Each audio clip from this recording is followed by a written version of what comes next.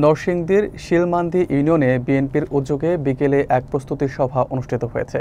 এতে প্রধান অতিথি ছিলেন জেলা বিএনপির সহসভাপতি বিজি রশিদ নৌশের।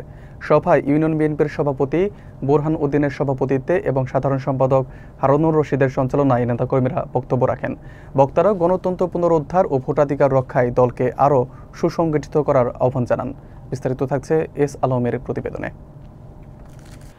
নরসিংদী শিলমান্দি ইউনিয়নে বাংলাদেশ জাতীয়তাবাদী দল বিএনপির উদ্যোগে অনুষ্ঠিত এই প্রস্তুতি সভা শুক্রবার বিকেলে স্থানীয় নেতাকর্মীদের ব্যাপক অংশগ্রহণে সম্পন্ন হয় বলে জানা যায়।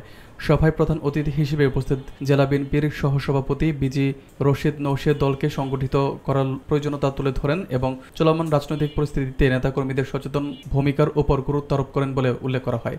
ইউনিয়ন বিএনপির সভাপতি বোরহান উদ্দিন সভার সভাপতিত্ব করেন এবং সাধারণ সম্পাদক হারুনুর রশিদ সঞ্চালনা করেন। বক্তারা জানান, 10টি ইউনিয়ন ও 2টি পৌরসভা জুড়ে গণজোয়ার সৃষ্টি করে বিএনপিকে আরও শক্তিশালী করার সময় এসেছে এবং গণতন্ত্র পুনরুদ্ধার ও জনগণের ভোটাধিকারের দাবি বাস্তবায়নে সবাইকে একসঙ্গে কাজ করতে হবে।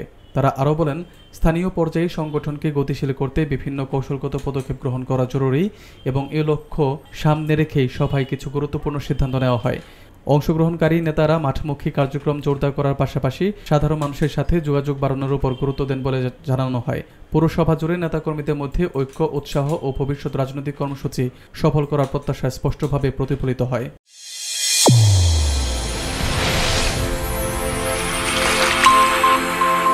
চ্যানেল A1 হৃদয় রেসপন্স।